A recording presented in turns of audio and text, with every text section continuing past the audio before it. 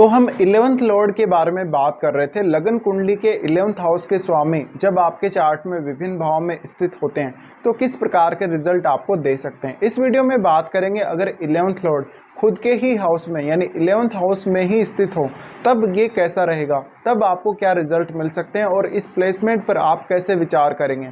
देखिए, आपको ऑलरेडी पता है कि कोई ग्रह अगर खुद के ही घर में स्थित होगा तो निश्चित रूप से वो घर काफ़ी मजबूत होगा और वो ग्रह भी काफ़ी मजबूत होगा।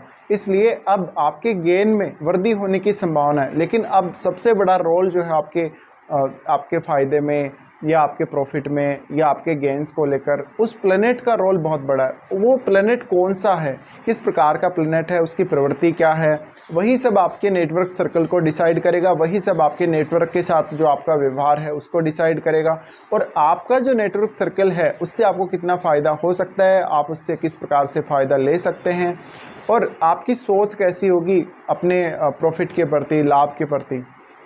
तो अब जब इस प्रकार की स्थिति बन रही है तो आपका 5th हाउस भी इसमें काफ़ी ज़्यादा मैटर करेगा आपके गेंस को लेकर, क्योंकि हो सकता है 5th हाउस में कोई अन्य ग्रह बैठा हो या फिर 11th हाउस में भी कोई ग्रह बैठा हो आपके 11th लॉर्ड के साथ। इसके साथ साथ अब आपका 5th हाउस को जो 11th लॉर्ड जो आपका देखेगा उससे भी आपकी लाइफ में बड़े बदलाव आने की संभावना रहेगी या आपको कोई ना कोई ऐसा इनकम का आइडिया मिलेगा इस दृष्टि संबंध से।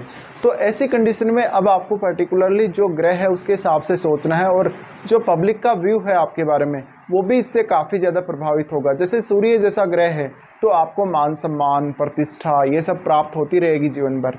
अगर बुध जैसा ग्रह है तो आपके लिए बिजनेस करना ज़्यादा अच्छा रह सकता है। फिर आप हो सकता है मार्केटिंग जैसे कामों में अच्छे हों या लोगों को एक साथ आप किसी ग्रुप के रूप में इकट्ठा करें किसी काम को लेकर या किसी ऑर्गेनाइजेशन के साथ मिलकर काम करें, किसी बड़े ग्रुप के साथ मिलकर आप काम करें, तो ये आपके लिए बहुत ही ज़्यादा बेटर स्थिति रहेगी। अब इस प्रकार की जब भी स्थिति बनती है, जब 11th लॉर्ड 11th हाउस में आए तो आपको उस ग्रह से संबंधित किसी भी प्रकार का काम चुनना चाहिए अगर आप धन कमाना चाहते हैं, लाभ कमाना चाहते हैं।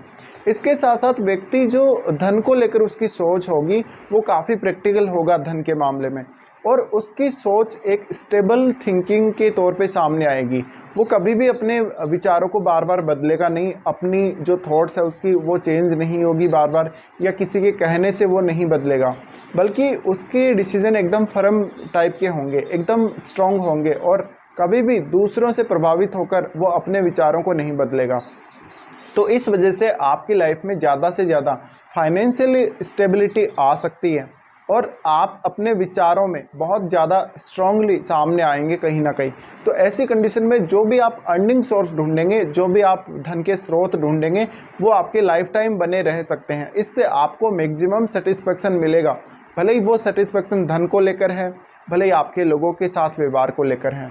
अब इससे आपका संतान पक्ष प्रभावित होगा, आपकी लव लाइफ भी काफ़ी ज़्यादा प्रभावित होगी और वास्तव में इस बात की संभावना बहुत ही अधिक है कि आपको मैक्सिमम सेटिस्फेक्शन भी मिलेगा और आप अपनी जो इच्छाएं हैं, अपनी जो भावनाएं हैं उनके ऊपर भी इसका बहुत ही स्ट्रॉन्ग प्रभाव देखेंगे। तो ऐसा हो सकता है कि जैसे ज़्यादातर ऐसे जातक जो होते हैं कोई भी प्रकार से जब उनको पैसा खर्च करना होता है तो वो ऐसा नहीं देखते कि उनको जस्ट इंजॉय करना है, बल्कि वो लाइफ में ज़्यादा से ज़्यादा ये देखते हैं कि उनकी रिक्वायरमेंट्स क्या हैं। अगर वास्तव में उनको रिक्वायरमेंट है तो वो पैसा खर्च करेंगे, अगर रिक्वायरमेंट नहीं है तो वो पैसा वास्तव में खर्च नहीं करेंगे बल्कि उसका बेहतर से बेहतर उपयोग करेंगे। हो सकता है वो कहीं पैसे को इन्वेस्ट भी कर दें।